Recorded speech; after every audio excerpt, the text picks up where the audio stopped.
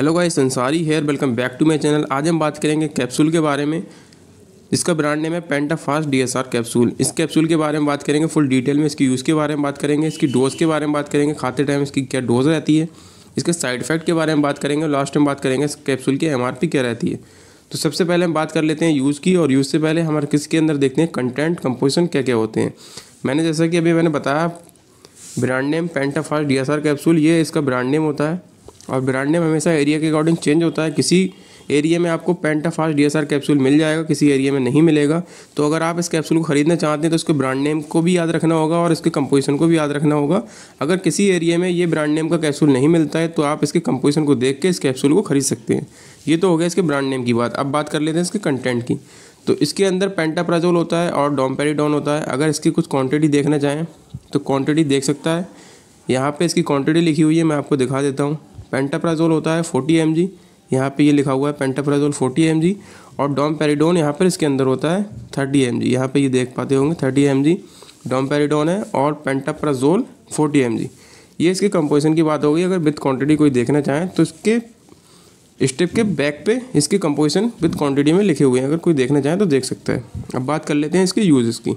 पेंटाफास्ट DSR capsule को acidity के symptoms हो जाने पे इस कैप्सूल को दिया जाता है। इसके अलावा अगर हमारे पेट में बहुत ज़्यादा जलन होती है या पेट में दर्द होता है तो भी इस कैप्सूल को डॉक्टर के प्रिस्क्राइब से दिया जाता है। अगर किसी के पेट में जलन होती है और जलन के साथ में बहुत ही ज़्यादा अंडाइजेशन हो जाता है, खट्टी डकारें भी आती हैं, तो भी इस कैप्सूल को डॉक्टर के प्रिस्क्राइब से दिया जाता है। डॉक्टर इसको प्रिस्क्राइब बहुत ही ज़्यादा करते हैं क्योंकि इसका रिजल्ट काफ़ी अच्छा होता है। पेट में जलन होगी, गैस की अगर दिक्कत हो गई या फिर खट्टी डकारें आती हैं या फिर पेट में दर्द होता है, एसिडिटी की वजह से, गैस की वजह से अगर हमारे पेट में दर्द होता है तो भी इस कैप्सूल को बहुत ही ज़्यादा प्रिस्क्राइब किया जाता है। ये इसका सिंपल सा यूज़ होता है। ये एंटी गैस वाला कैप्सूल होता है। इसको बहुत ही ज़्यादा एसिडिटी गैस हो जाने पर लिया जाता है।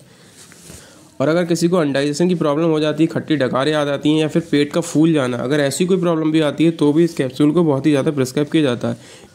और इस कैप्सूल को 18 साल 20 साल से ऊपर के लोग ही यूज़ करेंगे, नीचे के लोग इसको यूज़ नहीं करेंगे। बच्चों में ये कैप्सूल नहीं दिया जाता है, बच्चों से इस कैप्सूल को दूर रखा जाता है। अगर आपके डॉक्टर इसको प्रिस्क्राइब करते हैं बच्चों में तो आप दे सकते हैं, वरना इसको नहीं देंगे। सिर्फ बड़ों के लिए कैप्सूल होता है, 18 से 20 साल के ऊपर के लोग। जो मैंने कंडीशन बताई उन सब कंडीशन में विद डॉक्टर के प्रिस्क्रिप्शन के साथ में इसको दिया जाता है। ये इसके डोज के बारे में बात हो गई। अब बात करें इसके साइड इफेक्ट की। इस कैप्सूल के क्या क्या साइड इफेक्ट देखने को मिलते हैं इसको खाने के बाद में। साइड इफेक्ट वैसे हर किसी को नहीं होते, वो आपके बॉडी के हिसाब से होते हैं, बॉडी के वेट के हिसाब से होते हैं। अगर हर किसी को साइड इफेक्ट होंगे तो फिर कैप्सूल या फिर मेडिसिन बनना ही बंद हो जाएंगी। अब बात करें इसके साइड इफेक्ट की, तो इसको खाने के बाद में हो सकता है आपकी बॉडी पे एलर्जी की रिएक्शन वगैरह हो सकता है, फेस पे बहुत ही ज़्यादा दाने निकल सकते हैं, खुजली, इचिंग वगैरह की प्रॉब्लम भी हो सकती है। अगर ऐसी कोई प्रॉब्लम आपको देखने को मिले तो इस कैप्सूल को बहुत ही जल्दी ड्रॉप करना है आपको और अपने डॉक्टर से कंसल्ट करना है। जो भी कोई वो कैप्सूल प्रिस्क्राइब करते हैं उसको आप खाना है और इसको ड्रॉप कर देना है। ये इसके साइड इफेक्ट के बारे में बात हो गई। और हो सकता है इसको खाने के बाद में वॉमिटिंग वगैरह की प्रॉब्लम भी हो सकती है। वैसे ये साइड इफेक्ट बहुत ही कम देखने को मिलता है, लेकिन अगर आपको ऐसे कोई साइड इफेक्ट, इनमें से कोई भी साइड इफेक्ट अगर आपको होता है तो इस कैप्सूल को आप ड्रॉप कर दें। अब लास्ट टाइम बात कर लेते हैं इसकी MRP क्या रहती है। तो इस कैप्सूल की जो MRP होती है वो यहाँ पे मैं आपको दिखा देता हूँ। 163 होती है और एक स्ट्रिप के अंदर 10 की पैकिंग आती है। मतलब एक कैप्सूल 16 रुपये का एक MRP के हिसाब से पड़ता है, लेकिन आपको ये 10 रुपये का भी मेडिकल स्टोर पे मिल जाएगा।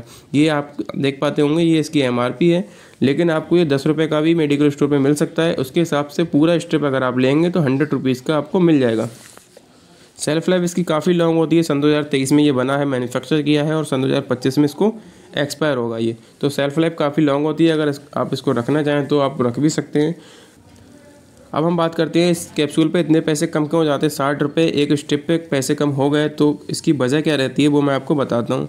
तो इसकी वजह ये रहती है इसके मैन्युफैक्चर। जैसे अब बात करें इसके मैन्युफैक्चर की, तो यहाँ पे ये मैन्युफैक्चर लिखा हुआ है, आप देख पाते होंगे यहाँ पे ये मैन्युफैक्चर लिखा हुआ है प्राइम मैनकाइंड।